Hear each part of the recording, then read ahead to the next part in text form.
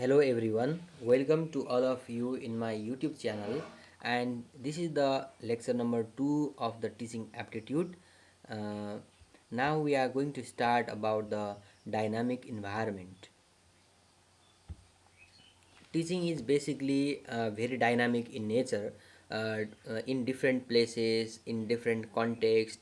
The teaching can differ, in various culture, according to the culture, according to the level of the student, or according to the level of the teachers. The teaching learning can vary. Okay, so that is called dynamic in nature. It is not constant. Okay, the environment can vary. So teaching is dominated by the communication that itself is very dynamic in nature. Yes, teaching depends on the communication between the teacher and students. Okay, so teaching changes according to the time and place. Yes, according to the time, according to the place. In different, for example, uh, in rural areas, the teaching methodology may differ. Okay, but in city areas, the teaching method can differ. So that's why according to the time also, the teaching methods or the teaching learning uh, of upcoming time can be vary, or the teaching method of 10 years ago, that was different and now it is different. So its environment consists of interaction among three variables, and they are dependent, independent, dependent, and intervening variables. So basically these are just categorized. Students depend on teacher for learning. Okay, actually the major part, the content knowledge, or the major leader is the teacher. So that's why student depend on the teacher. Student has to depend on the teacher. So that's why students are assumed to be dependent variables. They depend on the teachers. Okay, teachers are in a position to manipulate the behavior of students, and hence teachers are considered to be independent variables. Okay, so teacher is actually at a position, at as a role model. So that's why the teacher is independent variable. And the teaching methods, teaching aids, okay, teaching materials, motivational technique, which also facilitate teaching learning process, can term as intervening variables. Other The teacher and student are not only sufficient. So other variables, different kind of the teaching materials or teaching methods or various ICT tools can also differ. So that's why they are called the intervening variables. Okay, so some closely related to education and education, learning, instruction, and training. These are very these terms are uh, very similar terms. Okay, in synonym wise they almost give the same sense, but they can be differ by definition. Teaching is basically causing to learn. Teaching, the major goal of the teaching is to for the learning, to make the learning, there is the teaching. So major aim or the major objective of the teaching is to make learning. Okay, so nothing is assumed to be taught unless it is learned by the student. Okay, uh, teacher taught, but if student didn't learn that concept, it is, we cannot call that as effective teaching. The teaching called effective only when student has learned that teacher taught to them. Thus learning and teaching go hand by hand. Teacher taught and student learns. So this continues. Okay, so teaching is the main tool to educate a person. So teaching is the major tool for, although people get education through the informal way also, but the major emphasis is through the teaching. Okay, so education, in its general sense, is a form of learning in which knowledge, skills, and habits of the group of the people are transferred from one generation to the next. To the teaching, training, research, or simply uh, autodidactism, self-learning. Okay, so actually it education means, the knowledge, we can say, or it's the skill, or it's the habits, of shift from generation to generation. Okay, so suppose we are now, as a teacher, we teach our students and we spread the knowledge that we have to our student, and these students, in future, they convey this knowledge to their upcoming generation. So that's the education all about. So learning, another term is the learning. So learning means, activities and the experiences. Yes, learning means what you learn. Teaching, or generally teaching means teacher has taught something. Learning means it's like the understanding. Okay, means the activities and the experience. Learning can define as relatively permanent change in the individual behavior. Okay, so for example, if you are rote memorizing anything, if you are memorizing or remembering anything, it's not called learning basically. Learning means if you have learned something, you cannot forget that. Okay, your complete behavior got changed. So that's all about the learning. So it actually brings permanent change in your cognitive level, in your you from the perspective of the content knowledge and from the perspective of the your skills. Okay, as a result of experience and practice, because yes, through the practice, if you are practicing something, for example, one example, if you have learned to ride a bicycle, you cannot forget that. Okay, if you ride the bicycle after 10 or 20 years, after 10 or 20 years also, you can ride because you have learned that skill. Okay, so that depends on the practice also. If you are practicing something day by day, you got matured on that, and it becomes your, it just reflect on you. Okay, okay, that's all. So this can be compared to the other primary processes producing, relatively permanent change, maturation. Okay, that comes biological age also. Some methods of the active learning are discussion, from the practice session, structured exercises, projects, research product. This basically guides for learning. If you are doing some projects, okay, if you are engaged in some kind of the discussion or practice exercises, that becomes, your cognitive level also increases, and not only that, your overall personality also increases. Okay, so this is the learning basically. And the instruction is basically the uh, instruction is the basically the delivery of the content by the teacher. Okay, instruction, it's simply the instructor. We generally understand instructor as a teacher. Okay, instruction means generally, it's, we can say, not only content knowledge basically.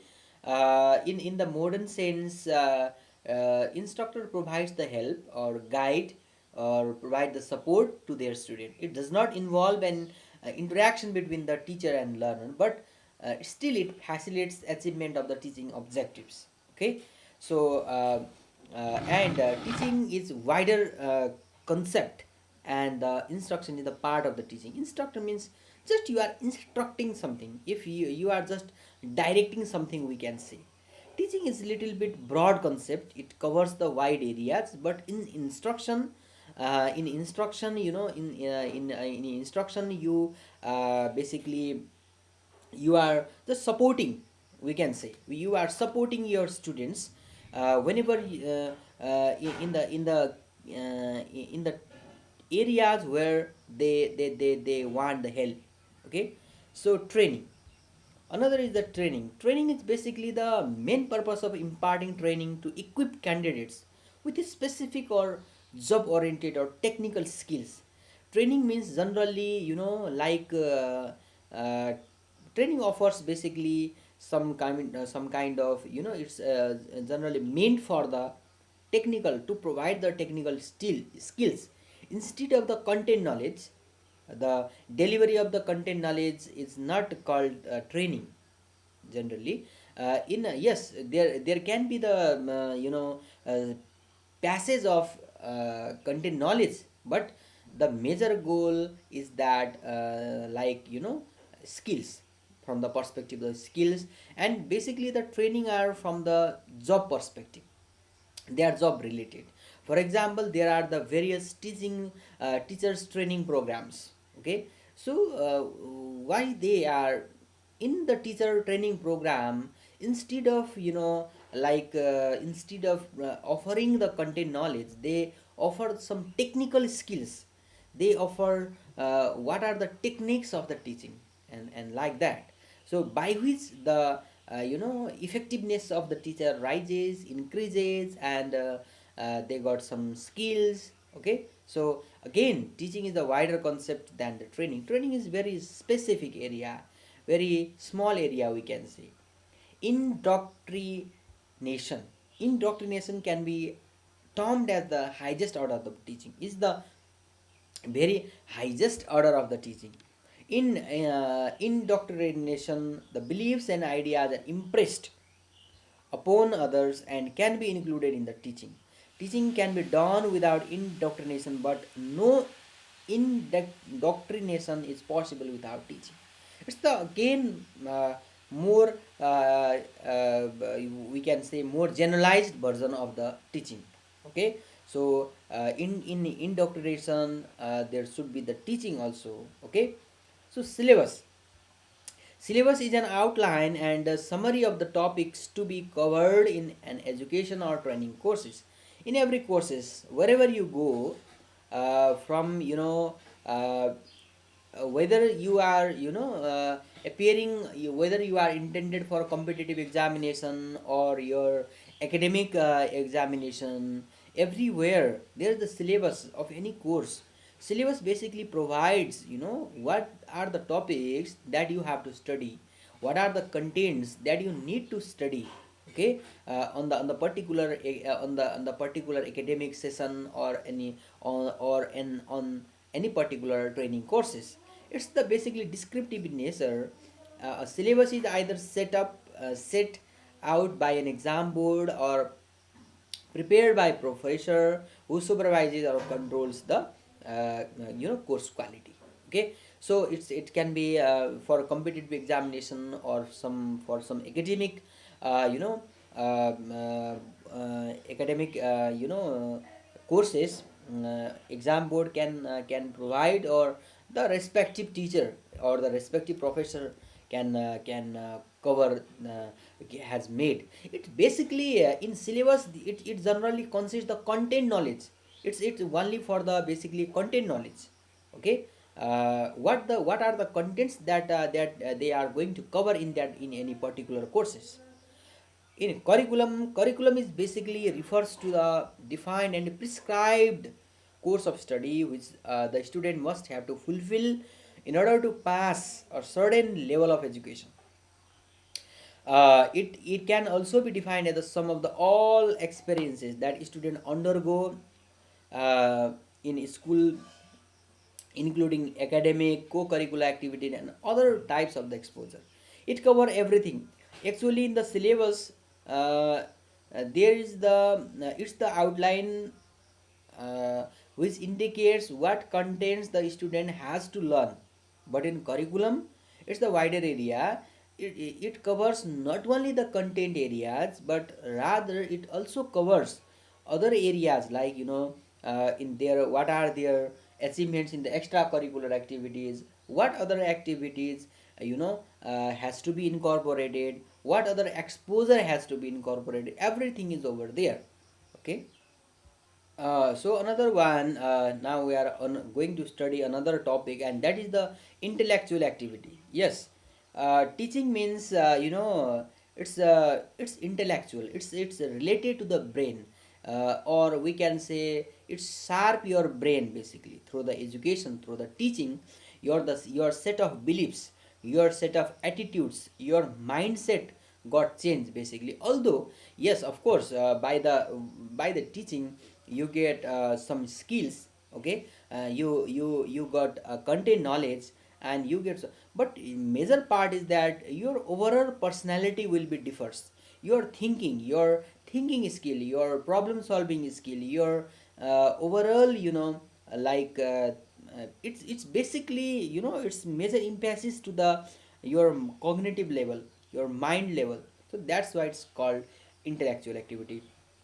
It's essentially an intellectual activity. It is not merely talking or expressing one's ideas. It requires conscious and continuous organization of the learning activities. It entails creation of uh, conductive and supportive learning environment. A teacher has to evolve a suitable plan of action to achieve desired changes in the behavior of a group of the learner. In teaching learning process, learner consume the raw material. Learners are, prepared to teach in continuous involvement in the society with the variety of expectation. Yes, there are, it's basically learning is continuous activity. There is it's the teaching and learning process is it's a very important for learning, for development of any students. So it's basically the intellectual activity, we can say. So teaching is a science as well as an art. Yes, the teaching profession is based on a systematic body of knowledge. Yes, which has derived from the social, psychological, historical, political, economic sphere of the life. Okay, teaching not if you for becoming the teacher. There are various aspects. There is the content knowledge, various skills, there the societal factor, psychological, historical, so many factors that influence the teaching. So it's also influenced by the religious, spiritual, and ethical, we can say ethical beliefs of the society. So teaching are the, systematic. It's basically systematic, we can say. It's not a random. It has some it's fixed. There are various kind of the teaching methods, various it's systematic. That's why it's called scientific. Okay, science have definite steps to follow and are easily communicable. On the basis of assumption of the science, a teacher can be trained. They are definite steps that followed in the training a teacher. So uh, uh, there are fixed some universal, we can say some universal laws of the teaching. So that's why it's called as a science also. And rather it's also called, it's art also, because teaching differs by person to person, by the person to person. The methodology, the delivery of the content can differ from person to person. That's why it's called an art also. It takes place in the dynamic environment. We already discussed before. It's dynamic process. Teaching is the dynamic process. It's not the constant process. Okay, teacher has to deal with different individual differences in a class in a tactful manner. It needs a lot of individualized approach in discrimination. Okay, so self organization.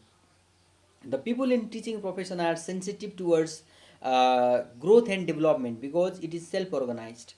Okay, they evolve in a definite mechanism to sustain and promote the standards of the teaching profession. The yeah the teachers, the good teachers are always look for their growth, look for the quality in their subject, in their they also want to uh, want to bring the change, positive change in the society also. The growth in the teaching profession is organic in nature. That's the growth happens in a spontaneous manner. Okay, so social service is the very great social service, we can say, for the development of any nation. The teaching is the best profession, we can say, because if we provide, if we able to give the very good education to the young generation, to the children, they become they can change the society in the future. So that's why for the good education, there is the need of the good teacher. So that's why it's the very great social service also. High degree of autonomy, it means there is no any restriction, we can say. It's the like the teacher has a lot of the freedom, we can say. There is a high degree of autonomy in teaching profession, right from curriculum development, planning activities. You are not restricted to take only one method, okay, to choose one method only. You can choose variety of the teaching methods, variety of your skills according to your interest, okay. So deciding upon the methods of the teaching, media, evaluation criteria also, in teaching techniques also, and to divide the admission and promotion rules, and autonomy in planning and execution of co-curricular activity. You can uh, you can organize various kind of extracurricular academic activities. That's why in the teaching profession it has lot of the high degree of autonomy, we can say. So teaching as profession, teaching is the profession that makes other profession possible, other profession possible only by the teaching. We are when the children are very small age, they are 4 5 years old, they go to school, they learn the knowledge, they got the skills by which on the basis of the knowledges they become a good person, or they can engage in other profession also in future. That's only by the teaching. So there are many courses such as B.Ed, M.Ed, which impart knowledge and skills that establish the foundation for a successful pathway for teaching career.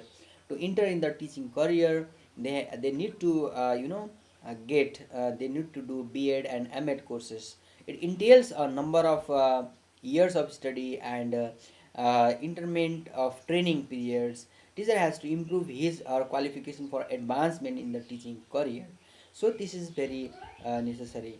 So this is all about for today, and in next lecture I will incorporate other dimensions of teaching aptitude, like what are the effective teaching practices and other thing, principle of the teaching and other things. So thank you very much.